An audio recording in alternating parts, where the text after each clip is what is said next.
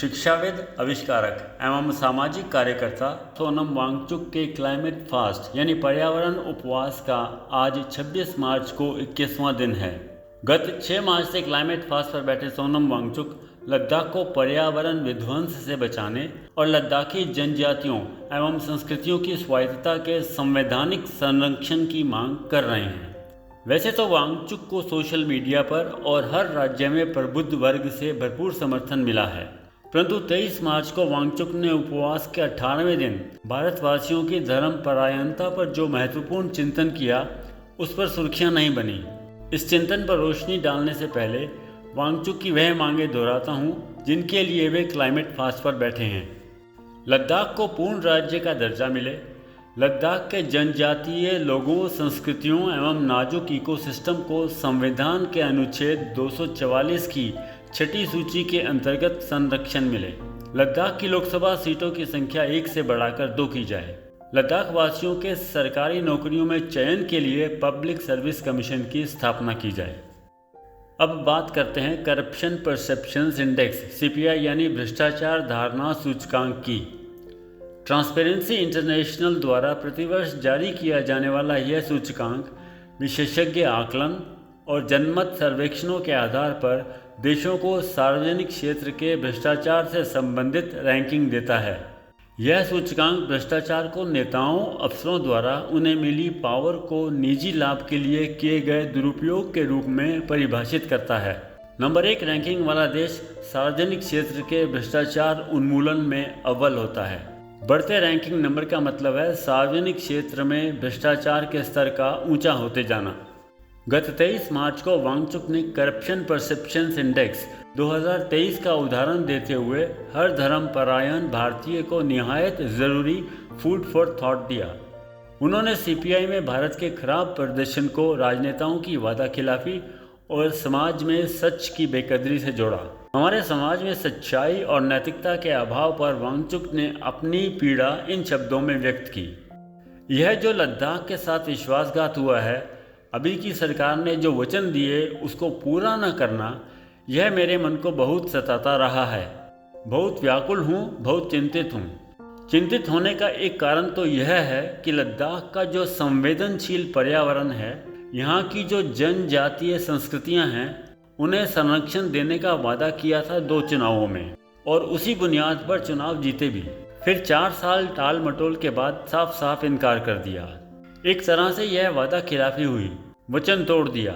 इससे बहुत परेशान हूँ। दूसरा परेशान होने का बड़ा कारण है कि ऐसे उदाहरण से पूरे भारत पर बुरा असर पड़ेगा। आगे चलकर सब नेता ऐसे ही चुनाव में कुछ भी वचन देंगे और उस वचन को पूरा नहीं करेंगे। नेताओं से सीखकर लोग भी अपना वचन तोड़ेंगे। कारोबार में, उद्योग में जो समझौते होते हैं उनकी अवहेलना करेंगे। अफरा तफरी होगी देश में अगर ऐसा ही हुआ तो। जब देश में सच्चाई की कद्र नहीं की जाती तो क्या होता है उस देश के साथ। आज मैं आपको यह उदाहरण सहित बताना चाहूँगा।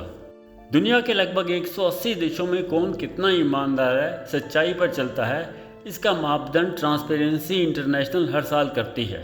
सोचिए कि दुनिया के 180 देशों की कक्षा में अपने भारत की क्या पोजीशन है। भारत जो कि अपने आप को विश्व गुरु बताता है, जहाँ पर अनेक धर्मों के अनुयायी हैं। धर्म के नाम पर हम कसम खाते हैं, लड़ते हैं, मर मिटते हैं। हजारों घंटे या दिन धर्म के नाम पर हम बिताते हैं। हर धर्म सच्चाई पर चलना सिखाता है। जब यह व्यवहार में ना आए तो देखिए भारत की क्या हालत है। करप्शन परसेप्शंस इंडेक्स के अनुसार 180 देशों की कक्षा में हमारा महान देश फर्स्ट पोजीशन पर नहीं है, दूसरे पर भी नहीं है, तीसरे पर भी नहीं है, चौथे, 5वें, 6ठे पर भी नहीं है। 93वीं पोजीशन पर हमारा देश है, 63वीं पोजीशन पर। और हम सच्चाई की कस्में खाते रह जाते हैं। हमसे बहुत आगे तो चीन है, जहाँ किसी धर्म को मानते भी नहीं हैं। करप्शन परसेप्शंस इंडेक्स की कक्षा में कौन आते हैं पहली, दूसरी, तीसरी पोजीशन पे? ये हैं वे देश। इन देशों पर हमें भी गर्व होना चाहिए, इनको तो होगा ही।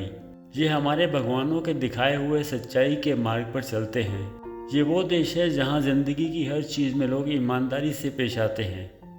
हम जल्द ही विकसित देश बनना चाहते हैं, महान देश बनना चाहते हैं, धनी देश बनना चाहते हैं। अब देखिए, ये हैं दुनिया के सबसे धनी देश, जहाँ पर कैपिटा जीडीपी सबसे ऊंची है। पहले 10 देश गौर से देखें तो आपको पता चलेगा कि जो सबसे धनी देश हैं, इनमें से आधे तो वही हैं जो सच्चाई के रास्ते पर भी सबसे ऊपर थे। इससे यह साबित होता है कि जो देश सच्चाई पर चलते हैं वही धनी और विकसित देश भी बनते हैं। इस उदाहरण से हमें पता चलता है कि अगर भारत में वचन का कोई अर्थ ना हो, सच्चाई के कोई मायने ना हो, वादे तोड़ दिए जाएं, तो हम कभी महान देश नहीं बनेंगे, विकसित देश नहीं बनेंगे, विश्वगुरु तो छोड़ ही दीजिए। वांगचुक अपना वीडियो इस अपील के साथ समाप्त करते हैं, तो आइए हम सब मिलकर इस देश को एक महान देश, एक ईमानदार देश, सच का विश्वगुरु बनाएं। वांगचुक ने ऊंची पर कैपिटा जीडीपी वाले प्रथम 10 देशों और भ्रष्टाचार उन्मूलन में अच्छी रैंकिंग पाने वाले प्रथम 10 देशों में जो संबंध स्थापित किया है वह काफ़ी हद तक सही है, क्योंकि इन दोनों सूचियों में 6 देश समान हैं। ये देश हैं Denmark, Ireland, Switzerland, Norway, Singapore और लग्जमबर्ग। भारत की बात करें तो वर्ष 2022 की तुलना में 2023 में भारत की सीपीआई रैंकिंग 8 पायदान नीचे गिरी है। 2022 में भारत की रैंकिंग 85 थी, जो 2023 में गिरकर 93 हो गई। क्या यह गिरावट भारतवासियों को वांगचुक के इस चिंतन पर गौर करने के लिए बाध्य करेगी? जो देश सच्चाई पर चलते हैं वही धनी और विकसित देश भी बनते हैं।